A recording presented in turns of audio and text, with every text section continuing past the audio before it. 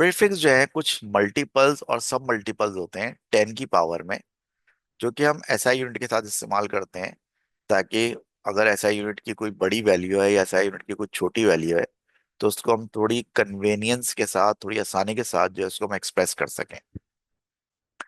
अभी जो मैंने मुश्किल सी बात की है उसको मैं आसान से तरीके से समझाता हूँ। मेरे पास एक वैल्यू लिखी हुई है 2000 मीटर।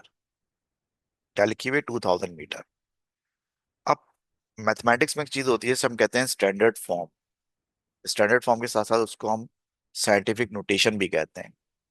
स्टैंडर्ड फॉर्म या साइंटिफिक नोटेशन ये होती है कि आप किसी नंबर को 10 की पावर में लिखें, रेस टू द 10 की पावर की फॉर्म में लिखें उसको। तो मैं 2000 मीटर को स्टैंडर्ड फॉर्म में कैसे लिख सकता हूँ? 2 एक्सपोनेंट 3 मीटर्स। अब जी ये 2 के बाद जो एक्सपोनेंट 3 आया है 10 की पावर 3, तो ये इंटू 10 की पावर 3 जो है, इसको हम इन शॉर्ट किलो कहते हैं, और किलो को हम स्मॉल के से शो करते हैं। तो बेसिकली जो हमने ये ऊपर 2000 मीटर लिखा था, ये इक्विवेलेंट है किसके? ये इक्विवेलेंट है 2000, इक्विवेलेंट है 2 किलोमीटर के इक्विवेलेंट है।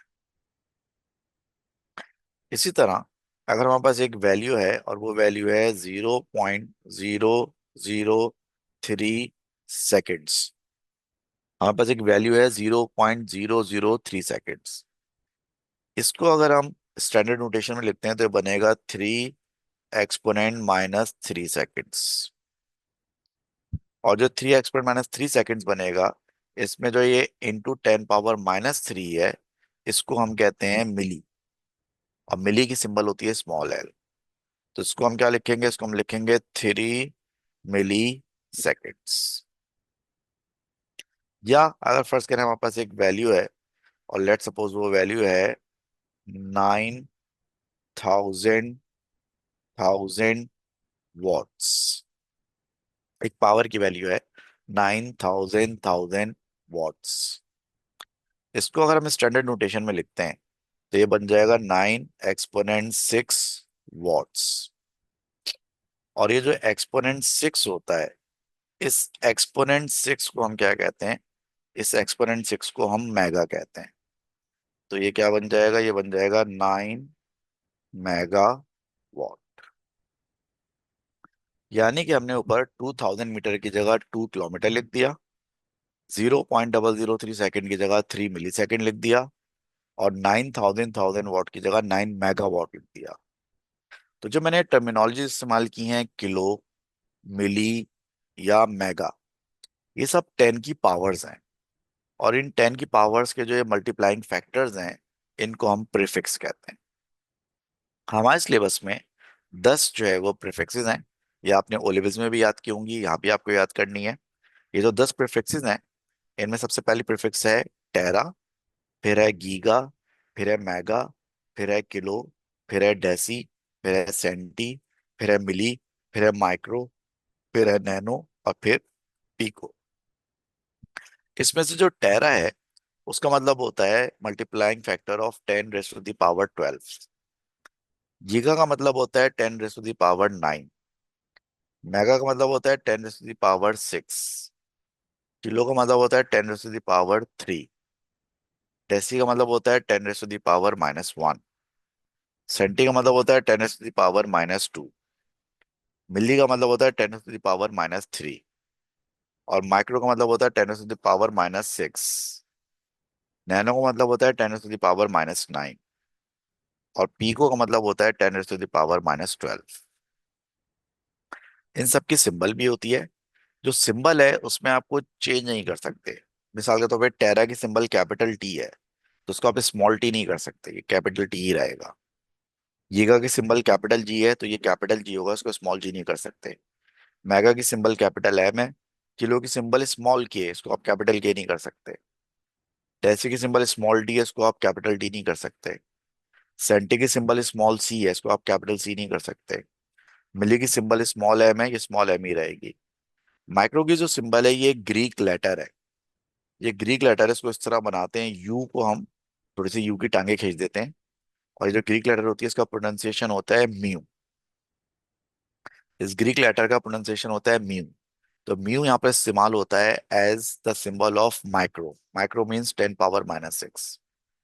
और नैनो की सिंबल होती है स्मॉल एन, और पीको की सिंबल होती है स्मॉल पी।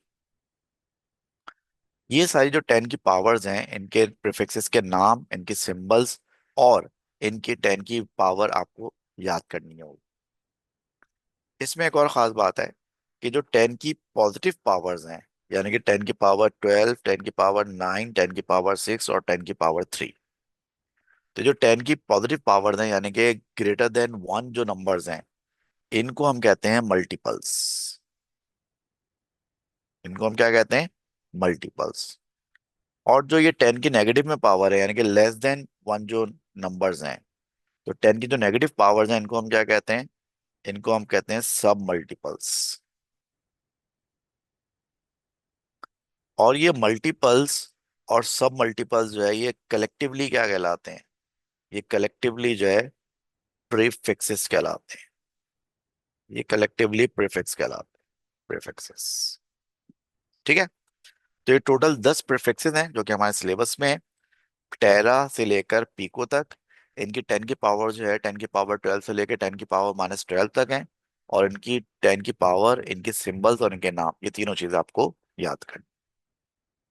ठीक हो गया? चलें आगे चलते हैं। अब जो हमने प्रीफिक्सेस के बारे में पढ़ा है, इसके हम कुछ एमसीक्यूज करेंगे फ्रॉम पास्ट पेपर्स। तकरीबन कोई 5 एमसीक्यूज हैं। ये हम इसलिए करेंगे ताकि हमें थोड़ा, एक तो प्रीफिक्सेस की प्रैक्टिस हो जाए, दूसरा हमें ये भी आइडिया हो जाए कि जो प्रीफिक्सेस के क्वेश्चन है वो एग्जामिनर पूछता किस तरह से है। ठीक है। तो अब हमारे सामने क्वेश्चन नंबर 1 है। क्वेश्चन नंबर 1 क्या है? क्वेश्चन नंबर 1 ये है कि डेसिमल डेसिमल सब multiples and multiples of units are indicated using a prefix to the unit. For example, the prefix milli represents 10⁻−3. So, which of the following gives the submultiples or multiples represented by pico and giga? यानी कि आसान उर्दू में आपसे पूछा है कि pico की value क्या होगी और गीगा की वैल्यू क्या होगी।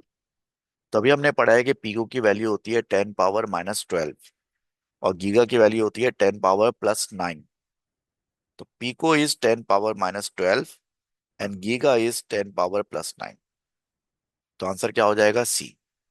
Pico is 10⁻−12, giga is 10⁻+9। दूसरा क्वेश्चन। दूसरा क्वेश्चन ये है कि what is the ratio of, ये क्या लिखा हुआ है, 1 micrometre divide by 1 gigametre. 1 micrometre को 1 गीगामीटर से डिवाइड करें तो क्या आता है?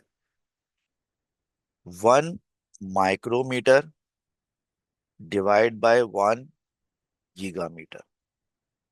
मीटर से मीटर कैंसिल हो जाएगा, 1 से 1 भी कैंसिल हो जाएगा।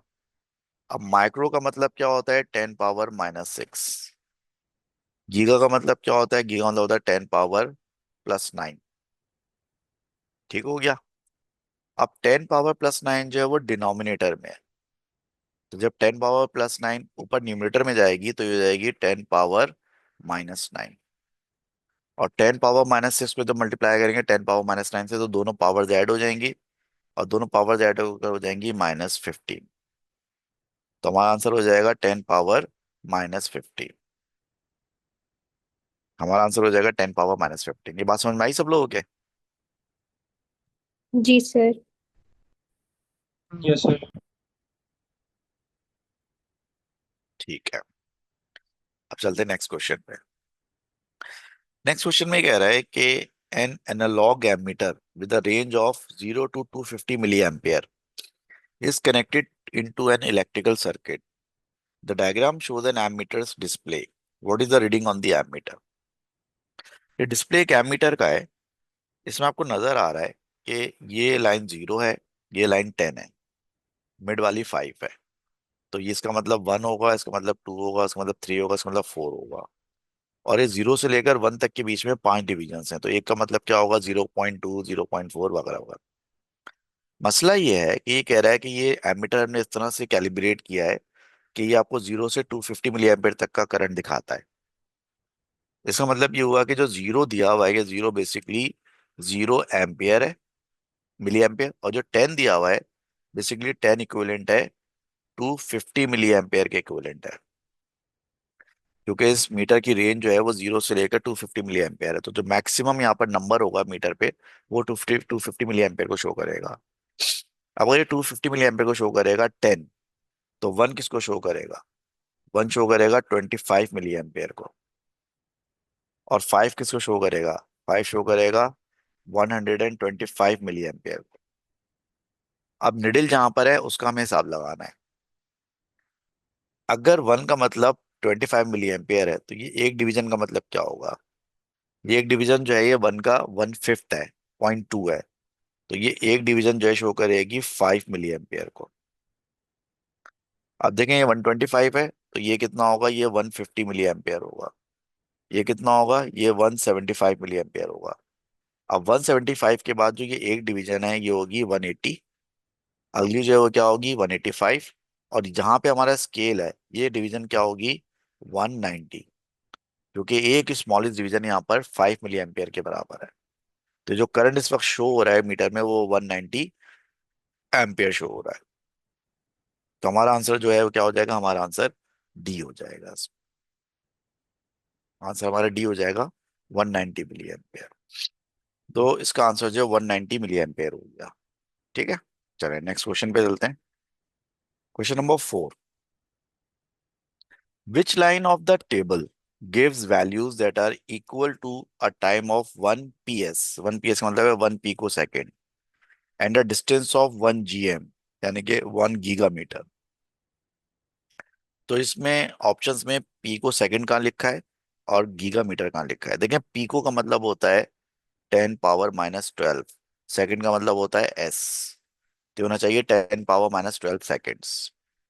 और गीगा का मतलब होता है 10 पावर 9। मीटर का मतलब होता है एम, तो ये होना चाहिए 10 पावर 9 एम। तो 1 पिको सेकंड में आना चाहिए 10 पावर -12 सेकेंड, और 1 गीगा मीटर में आना चाहिए 10 पावर 9 मीटर। सो 10 पावर -12 सेकेंड्स और 10 पावर +9 मीटर किस में आ रहा है? ऑप्शन सी में आ रहा है। तो आंसर आपका क्या हो जाएगा? आंसर आपका ऑप्शन सी हो जाएगा। ये भी क्लियर है, कोई मुश्किल बात तो नहीं है इसमें। लास्ट क्वेश्चन है इस कॉन्सेप्ट का। What time interval is the shortest? ये चार टाइम इंटरवल लिखे हुए हैं।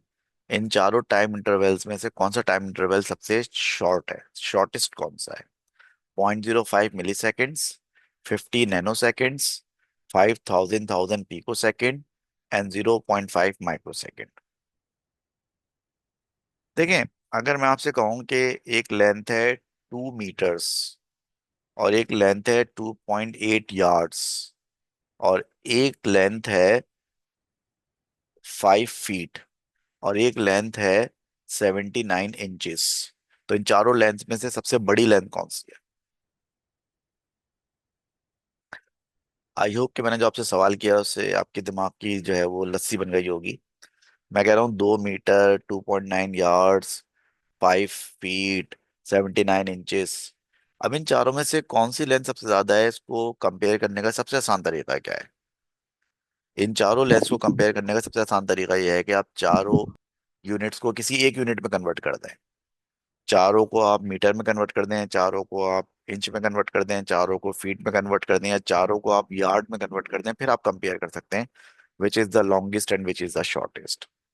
ऐसे जो आपको चार टाइम इंटरवल दिए हुए हैं, एक मिली सेकंड में दिया हुआ है, एक नैनो सेकंड में दिया हुआ है, एक पीको सेकंड में दिया हुआ है, एक माइक्रो सेकंड में दिया हुआ है। अब इनमें से कौन सा स्मॉलेस्ट है, कौन सा जो है वो लार्जेस्ट है, उसके लिए तरीका ये होगा कि आप चारों को आप सेम यूनिट में कन्वर्ट करें। हम चारों को सेकंड में कन्वर्ट कर लेते हैं। ठीक है, सबसे पहले लिखा हुआ है 0.05 मिली सेकेंड्स। मिली का मतलब होता है -3। अब ये 0.05 को अगर मैं स्टैंडर्ड फॉर्म में लाना चाहूँ, यानी कि इसको मैं 5 करना चाहूँ, तो जब मैं 0.05 को 5 करूंगा, तो ये बताओ कि 10 की पावर -3 से -5 हो जाएगी या -1 हो जाएगी? जल्दी बताओ। -5। -5 हो जाएगी। तो हो जाएगा 5 एक्सपोनेंट -5 सेकेंड, यानी कि जो पहला ऑप्शन है वो लिखा हुआ है 5 एक्सपोनेंट -5 सेकेंड्स। दूसरे ऑप्शन की तरफ चलते हैं। ये लिखा हुआ है 50 नैनो सेकेंड्स। 50 और नैनो का मतलब क्या होता है? Exponent -9 second. इसको अगर हम स्टैंडर्ड फॉर्म में लिखें तो बनेगा 5 एक्सपोनेंट -10 होगा या -8 होगा? -8। -8 सेकेंड्स होगा ये। ठीक है, तीसरे ऑप्शन पे चलते हैं। 500,000 पीको सेकेंड। तो पहले तो 500,000 को 10 की पावर में लिख लें। 500,000 बनेगा 5 एक्सपोनेंट 5, और फिर आगे है पीको। पीको होता है -12 सेकेंड्स। तो हो जाएगा 5 एक्सपोनेंट 5 इंटू एक्सपोनेंट -12। तो ओवरऑल ये कितना एक्सपोनेंट बनेगा? ओवरऑल ये बनेगा -7 सेकेंड्स, क्योंकि 5 और -12 कितने होते हैं? -7। फाइनली ये लिखा हुआ है 0.5 माइक्रो सेकेंड। माइक्रो का मतलब होता है 10 पावर -6। इसको भी अगर हम 5 कर दें तो पावर क्या हो जाएगी? -7 या -5? -7। -7। अब सारे जो है सब वैल्यू आ गई 5 5 5। 10 की पावर इनकी डिफरेंट है, तो सबसे छोटी 10 की पावर कौन सी है?